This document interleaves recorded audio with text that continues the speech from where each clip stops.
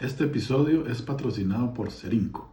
Somos una empresa contratista de aplicación de recubrimientos y preparación de superficies con operaciones en Guatemala, El Salvador y Honduras. Visítanos en www.cerinco.net.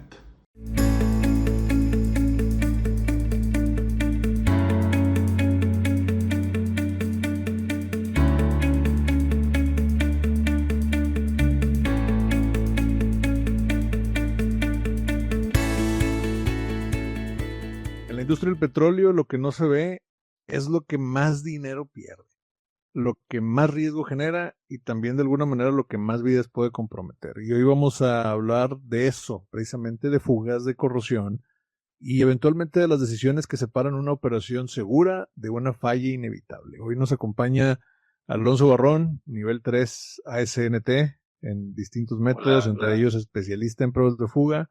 También es el chair del capítulo Monterrey de AMP.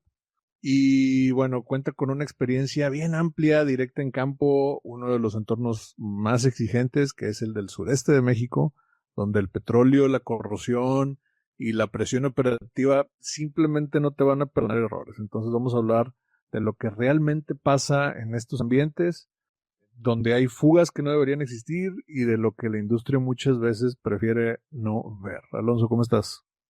Bien, gracias, qué gusto, Jorge. Gracias por la presentación tan maravillosa.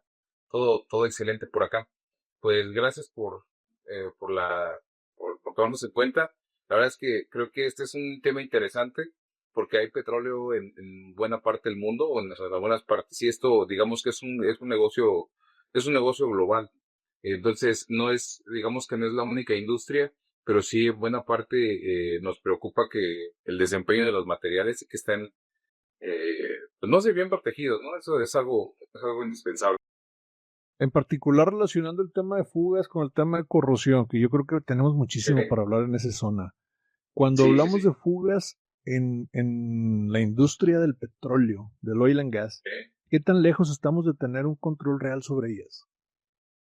Pues yo creo que, híjole, está complicado porque a mí me ha tocado participar en algunos proyectos donde desde el tema de control de calidad, o sea, si lo que inicia mal va a terminar seguramente muy mal. Entonces, es ahí donde, bueno, los sistemas no están exentos, ¿no? O sea, por muy buena protección catódica que puedan tener o por un relativamente buen recubrimiento, si llega a haber algo, por ejemplo, me ha tocado ver mucho en plantas que algo tan simple como no colocar el soportes adecuados puede ser una causa de fugas, así nada más. O sea, por no poner una triste cinta de neopreno en una, en un soporte, por eso hay fugas. O sea, yo incluso me ha tocado ver en algunas instalaciones donde hay contacto tubo con tubo, ¿no? Donde hay muchas estaciones que pueden provocar fugas. Entonces ya no solamente está dañado el recubrimiento, sino ya también está dañado el sustrato y pues inevitablemente. Yo creo que es muy complejo, yo creo que es muy complejo. Y a lo mejor cuando haces una inspección visual o cuando haces otras metodologías, no estás exento de que bueno, digamos que no es una garantía del 100%, pero vas aminorando la posibilidad de que esto suceda, ¿no? Teniendo programas periódicos, precisamente. Tienes una carrera bastante interesante como instructor. De hecho, aprovecho para comentarle a la audiencia, Alonso fue uno de mis maestros de pruebas de fuga en su momento. Y, y creo que es una de las especialidades por las cuales, no la única obviamente, pero una de las varias por las cuales te has destacado bastante en la industria. Y llegando al punto este de dar instrucción y de estar en contacto constantemente con gente nueva en el área, o con gente, peor aún, que cree que sabe porque tiene muchísimo tiempo en la industria y te das cuenta que ha hecho las cosas mal 20 años o 30 años. ¿Qué es lo primero que la gente no entiende o que la gente tiene problemas para aceptar sobre fugas, por ejemplo, no sé, en tuberías o en tanques o algo por el estilo? ¿Qué consideras que es Mm, ese punto importante? Bueno, yo creo que de entrada no se sabe a veces bien ni siquiera la clasificación de ciertas, o ni siquiera tienen las definiciones bien claras. Cuando hablan de una fuga, o sea, y a lo mejor quienes nos esté escuchando, o sea, ¿qué es lo primero que se tiene en la mente? Un fluido, ¿no? Gas, ¿no? O un líquido, una gota, un goteo, lo que sea, un derrame. Pero una fuga no es eso. O sea, esa es la pérdida del sistema. Entonces, algo tan simple como las definiciones o la terminología no se tienen muy en cuenta. Entonces, una fuga es ese pasaje o orificio que atraviesa la pared que tiene como función contener. Mientras que la pérdida, o sea, hay como varias cosas bien importantes, ¿no? La fuga, la pérdida, que es el flujo de fluido a través de la fuga, y la tasa de pérdida, ¿no? Que es la cantidad de volumen o de fluido por unidad de tiempo. Entonces, según la presión a la que esté el sistema. Entonces, es algo que a veces como que ni siquiera se considera, ¿no? Y que también en una prueba, en las pruebas de fuga, cuando tú estás buscando fugas, pues tienes que saber, o sea, eh, es un método muy intuitivo, o sea, algo tan simple como una botella con agua, cuando tú la volteas al revés, eso es una prueba, ¿no? Una prueba de fuga. Pero a veces de tan sencillo que parece, o de tan efectivo que parece, se pierden muchos aspectos. Entonces yo creo que es nada más tener en cuenta los aspectos físicos de las pruebas, del sistema, de cómo está conformado, qué fluidos van a interactuar con él, para poder darte una idea, ¿no? Porque es mucho de estarte haciendo así como de qué está pasando, o sea, por qué no sube la presión, o por qué está bajando, si no tengo, o por qué baja la presión si no tengo una fuga, ¿no? O no tengo una fuga visible. Cosas como esas, ¿no? Es solamente como estar, dar mi clavo con esos conceptos.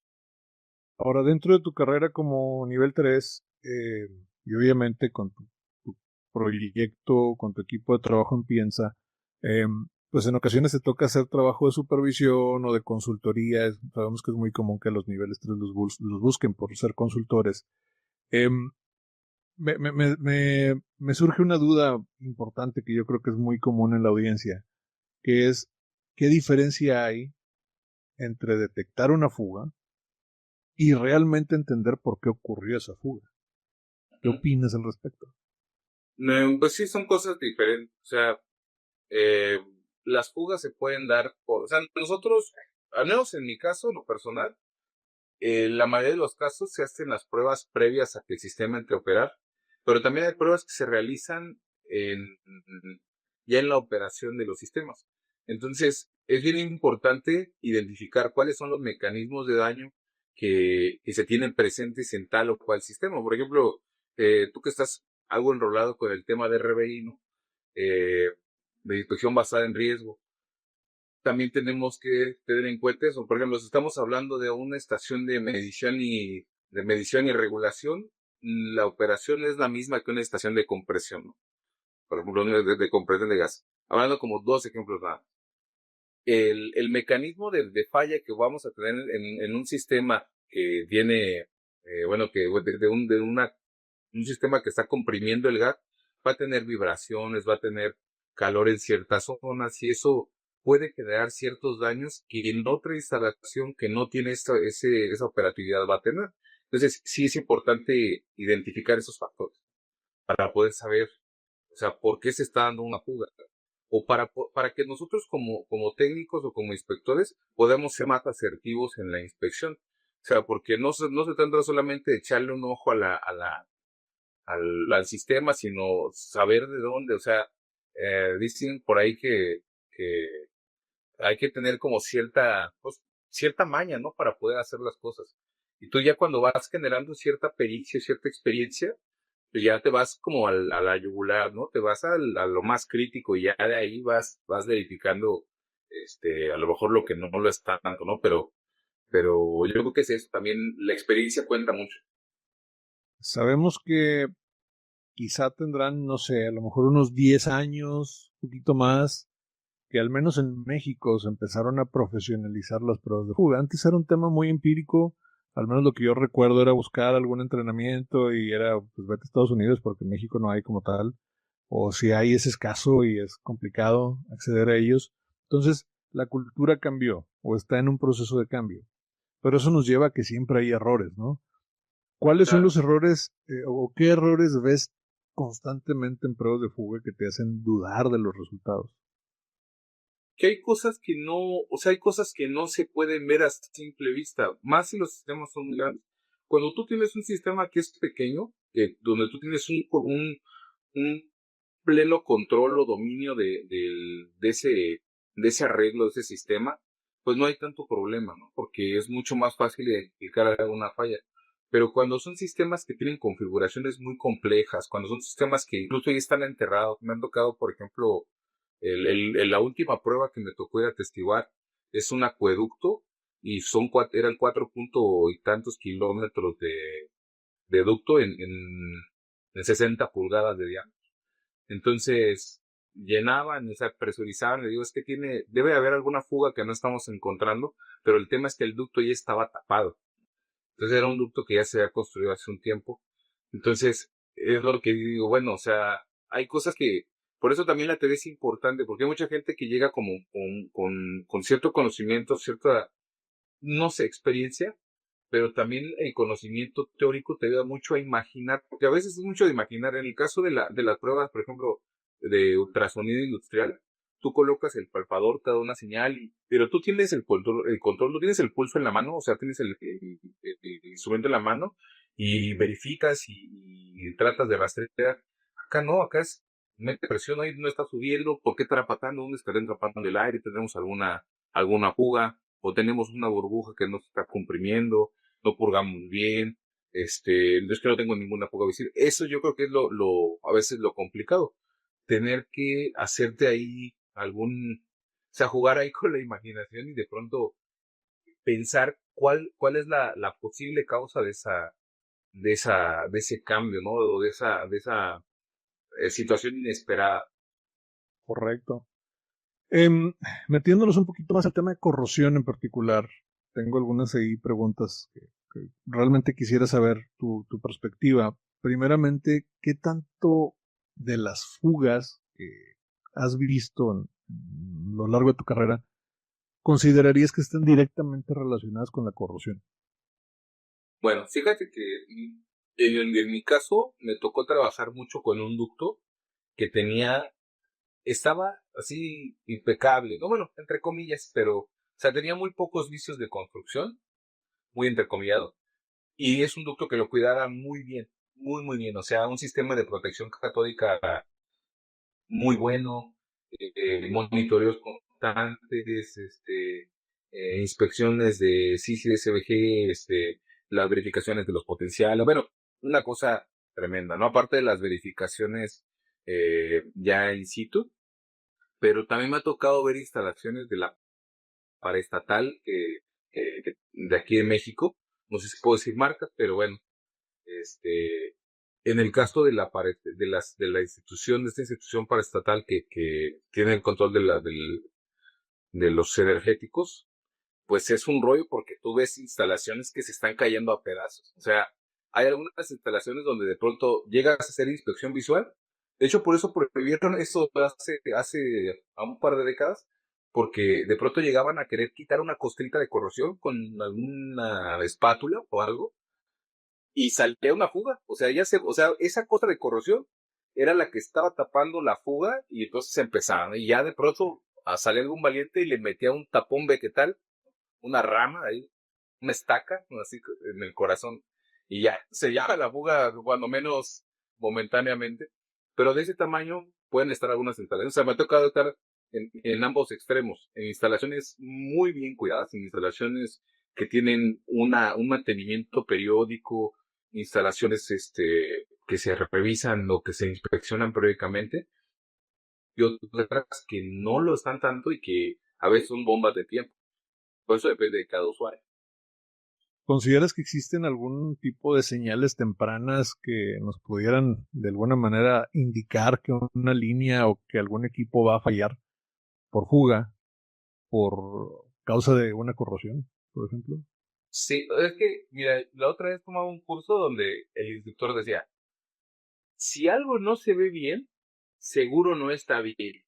Y eso me estimuló así, ¿no? Dije, bueno, o sea, porque le estaba hablando como de diseño de recipientes y cosas, pero yo creo que eso aplica en la vida en general. O sea, si tú ves que un sistema pues, ya tiene ciertas deficiencias, corrosión incluso en los dopó, o sea, cosas tan simples como la soportería y todo esto, la pintura, ¿no? O los recubrimientos, ya desde ahí hay que empezar a dudar, ¿no? Ya desde ahí es un foco rojo. Ahora, ¿qué es lo que te marca el foco rojo? Saber. Porque también dicen que el que no sabe es como el que no ve. Si tú no sabes o no tienes la competencia o la capacitación previa para identificar algún peligro, ¿cómo lo vas a hacer? Yo siempre pongo el ejemplo de mis niños. Yo tengo niños pequeños en casa y en ocasiones se exponen a peligros que pues para la mayoría de los adultos son innecesarios. ¿Pero por qué? Pues porque no saben. Entonces, lo mismo pasa con cualquier otro inspector o operador de cualquier planta o cualquier instalación. Si no saben algo, entonces, ¿qué es lo que tenemos que hacer? Pues acondicionar, bueno, en este caso, tratar de compartir información para que ellos estén habilitados y puedan identificar de primera mano cualquier riesgo que afecte al equipo y aparte a ellos, porque en el caso de los equipos sujetos a presión, el primero puede ser el último. O sea, en otras metodologías de inspección o de pruebas, si te equivocas a lo mejor, pues a ti directamente no te pasa nada, pero con equipos sujetos a presión, el primer error puede ser el último. Es un gran punto. Ahora, dado que pues tu empresa Piensa está basada en el sureste de México y cubres muchos, digo, sabemos que andas para todos lados, prácticamente has tenido oportunidad de trabajar incluso en otros países, pero esta zona en particular del sureste de México, bueno, con condiciones climáticas a lo mejor particulares y otras consideraciones, ¿qué consideras que en particular hace tan complejo trabajar en esta zona geográfica, muy relacionándolo con temas de corrosión o con temas de fugas en particular? La humedad. O sea, tú has venido acá a Villahermosa y no sé si a Lina en algún momento o a alguien del equipo le ha tocado venir al sureste o incluso vacacionar así. Es más, Cancún está tranquilo, está rico, ¿no? Pero hay mucho viento. Pero en sí, o sea, son zonas muy húmedas, son zonas donde hay mucho salitre, donde las condiciones no son, o sea, no son aptas para que un equipo, un equipo pueda funcionar de forma normal sin generar corrosión. O sea, aquí se deben de tomar precauciones mucho más severas para las condiciones en las que se va a trabajar, ¿no? Ambientes marinos. O sea, por ejemplo, yo estoy en Tabasco, nosotros estamos prácticamente a 1 hora de la playa. Y, o sea, las zonas cercanas, o sea, el salitre, la cantidad de humedad, o sea, las cosas se corroen con una facilidad impresionante. Entonces, eso es algo muy complicado. Porque aparte, mantener los sistemas es bien caro. O sea, mantener un sistema sin corrosiones puede salir muy caro. Pero sale mucho más caro no hacerlo. Entonces, es importante generar esa conciencia de que en estas zonas, bueno, al final son zonas productoras, se debe de considerar que la protección de los activos es importante. O sea, no puedes dejarlo como en último lugar, ¿no? Siempre tienes que estar pendiente de su protección y su desempeño. Sabemos que hay mucha gente que está involucrada en la industria de alguna u otra manera y que aspiran en cierto punto a lograr una certificación que para estas alturas tú ya tienes desde ese tiempo. ¿Qué consideras que cambia en la forma de pensar del individuo cuando llega a certificarse como, por ejemplo, en tu caso, nivel 3 en leak testing?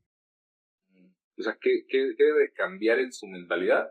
Sí, ¿cuál es el cambio que se tiene desde antes de que entres al examen hasta que ya saliste del examen?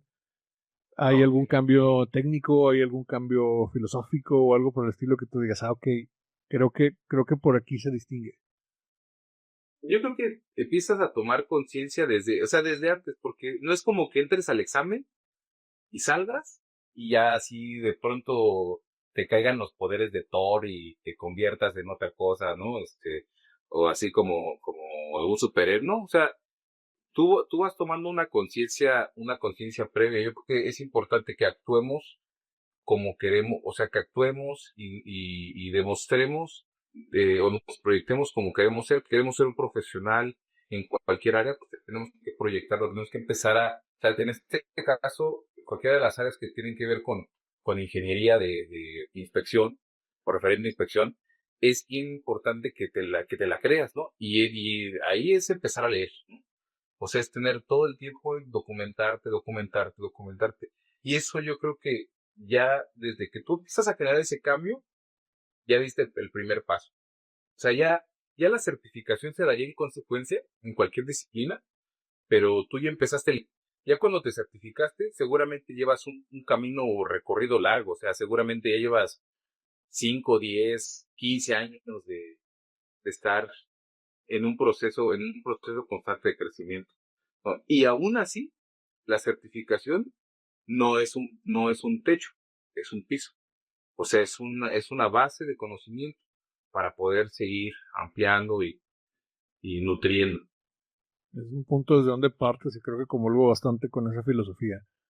Ahora, bueno, estás como presidente del capítulo AMP Monterrey actualmente. Es una gestión nueva, pero con bastante energía.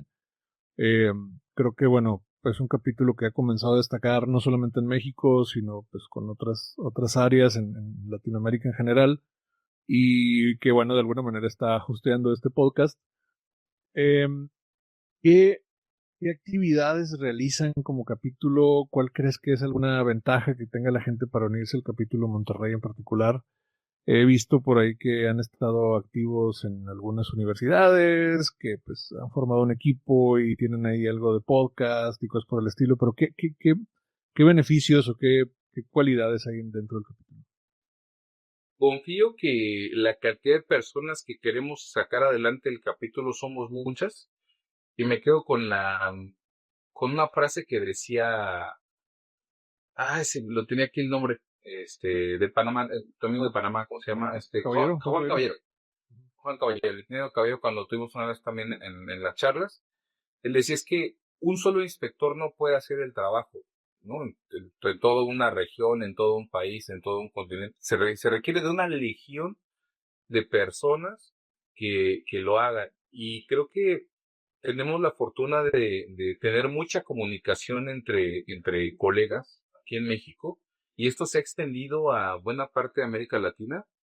Y con esa creación del capítulo, afortunadamente tuvimos muy buena respuesta de todas las partes de la República, y con colegas también que pues nos apoyan desde otras latitudes, ¿no? En este caso, algunos de Colombia, Chile, Perú, por mencionar algunos países. Y yo creo que eso es muy importante. Eso ayuda a que todos tienen como esas ganas de colaborar, y que el conocimiento, si no lo compartes, no sirve de nada. Y eso es algo que a mí me encantó de aquí, que no falta que, oye, ¿sabes qué? Me invitaron a dar una charla, vamos a darla, ¿no? A nombre del capítulo. Oye, es que tenemos una reunión con tal universidad, va. Oye, es que tenemos que hacer esto. Oye, es que fíjate, estamos haciendo una inspección y subir fotos. O sea, eso retroalimenta mucho este capítulo. Creo que hay mucha colaboración por parte de todos los que se están uniendo, y eso mismo atrae a más personas. El próximo mes de agosto, el capítulo en colaboración con el grupo Andy Team, que es el que potencia este capítulo en particular, van a estar realizando un evento. ¿Pudieras platicarme 20, 30 segundos sobre esto? Más que nada para que la gente quiera saber más. Ok, este es un evento de inspección. Inspección en cualquier ámbito. Pruebas instructivas, control de calidad, recubrimientos, materiales, concretos, lo que sea, ¿no? Va a haber ponencias, habrá expositores, entre los cuales tenemos la grata sorpresa de que nos va a acompañar AMP, y vamos a tener también concursos de inspección. Entonces, este va a ser un punto de convergencia para todas las personas que estamos involucradas, como empresas, estudiantes, eh, ponentes que son referentes de la industria. Yo creo que eso vale mucho la pena compartir. Excelente. Están invitados entonces para el evento Andy Team Connect 28-29 de agosto, ¿es correcto? ¿Correcto? Correcto. Expo Reforma, Ciudad de México. ¿En dónde pueden buscar más información? En www.edt.com.mx, ahí viene la información en el caso de que se quieran unir en cualquiera o que quieran de cualquier forma, como estudiante, como asistente, como ponente, como expositor, como sponsor, son bienvenidos. Excelente. Pues ya lo sabe, este evento que va a estar auspiciado y organizado por la mesa directiva del capítulo Monterrey de AMP. Por ahí vamos a estar todos nosotros. Alonso, ya para finalizar, ¿dónde te pueden seguir? ¿Dónde pueden contactarte en caso de que quieran conocer más de lo que haces, quieren conseguir tus servicios? Cuéntame, ¿dónde te buscan? Bueno, la empresa se llama Proyectos Industriales Ingenieros No Destructivos. Ahí nos pueden contactar directamente o en mis redes sociales. Siempre estoy a sus órdenes, ya sea en Facebook, en Instagram, en TikTok. Normalmente cuando me escriben, yo procuro contestar todos los mensajes. Entonces, si tienen alguna duda o lo que sea, estamos a un clic de distancia. Excelente, muy bien. Bueno, pues fue una excelente charla.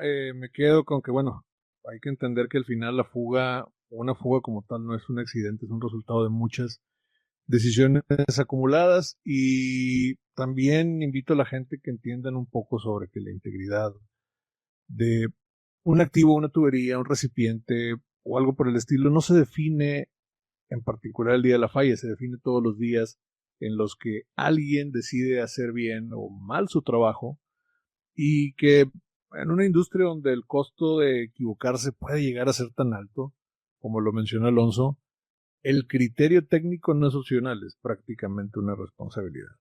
Alonso, muchas gracias por habernos acompañado en esta sesión de nuestro podcast. Esto fue AmConnect Latinoamérica, conversaciones reales sobre lo que verdaderamente sostiene la industria. ¿Qué podría ser una membresía AMP por tu carrera profesional? AMP te conecta con una red global de profesionales dedicados a la protección contra la corrosión y la preservación de materiales. Al unirte, formas parte de más de 188 capítulos locales alrededor del mundo, incluyendo numerosas comunidades activas de habla hispana. Es una excelente manera de crear relaciones profesionales mientras impulsas tu crecimiento laboral. Conviértete en miembro de AMP y conecta con profesionales de tu región. Prepárate para certificaciones reconocidas internacionalmente y desarrolla tu carrera dentro de una comunidad sólida y en constante crecimiento. Conéctate hoy mismo con tu capítulo local. Visita amp.org/membership para obtener más información.